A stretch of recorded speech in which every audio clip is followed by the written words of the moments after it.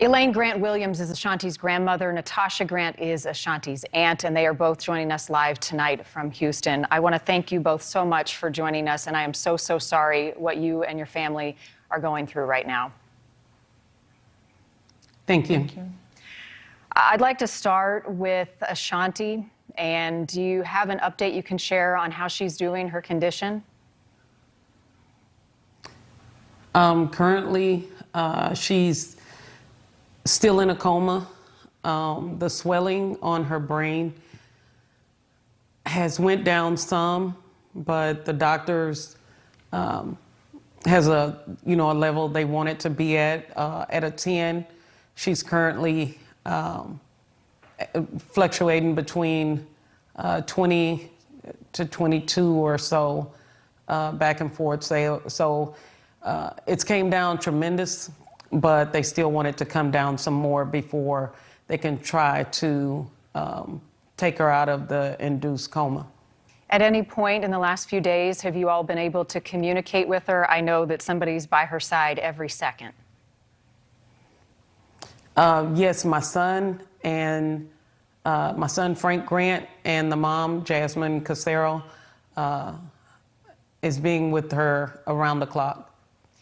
Let's talk about what happened on Friday night. What can you tell me about the incident and when she was hurt? What have they shared with you?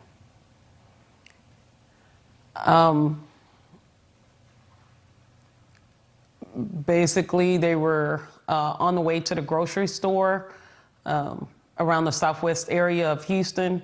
The truck cut them off, and I think the truck and another vehicle was in a road, already in a existing road rage. And somehow my son Frank Grant ended up in the middle of the two vehicles. And from there, they recall one of them getting behind them and start shooting into the vehicle. We hear a lot. They proceeded down two exits. They proceeded down two exits or so, trying to get away before they pulled into a gas station and called 911 when they realized Ashanti had been hit. Were they able to see the people in that other car? They glanced at them, but because of the because they were shooting, they were all trying to get down. From what I understand, it's a Hispanic male and a possible female passenger. Police and also Houston's mayor have told that person, the people responsible who were in that car, to turn themselves in. Ladies, do you have a message? What would you say to that person tonight? Just that they know what they did, and if they could just please turn themselves in. She's a child, she's a little girl. She shouldn't have been involved in something like this and has to deal with it for the rest of her life. If you don't want to do it for us, at least do it for her. We hear a lot about crime in Houston, just like we do in a lot of other big cities like Chicago. How bad is it there? It's so bad. I believe our governor, I blame him for a lot of this. I think it's been a rise in gun violence since he's approved anyone to just have a gun. You don't have to get background checks or anything to buy a gun anymore. So everybody is, I won't say everybody, but there's a lot of people running around just thinking they can do whatever they want. And basically that's what's happening out here on these streets. I'm not sure, I don't understand what Greg Abbott could have been thinking when he approved this law. Well, you both are suffering so much heartbreak right now, and we're sharing images of Ashanti with people at home on the screen in much healthier and happier times. She's wearing a princess dress.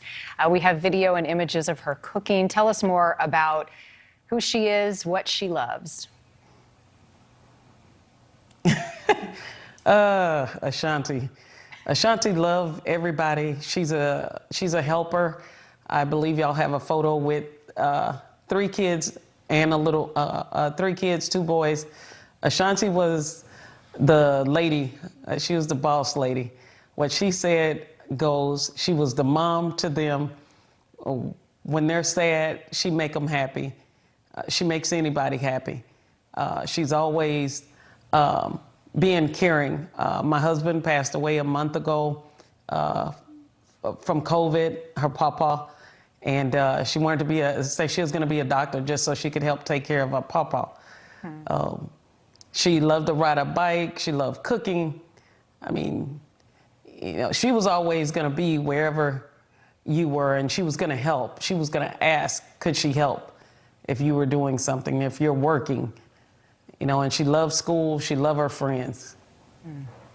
Well, you say she's the boss lady. I know that she's a fighter, and everything you're telling me is she's got a lot of love and support around her. Natasha and Elaine, thank you both again for coming on tonight, sharing a little bit of Ashanti with us and her story. And my prayers and thoughts are with you all, and I hope she pulls through this very soon and is back with you.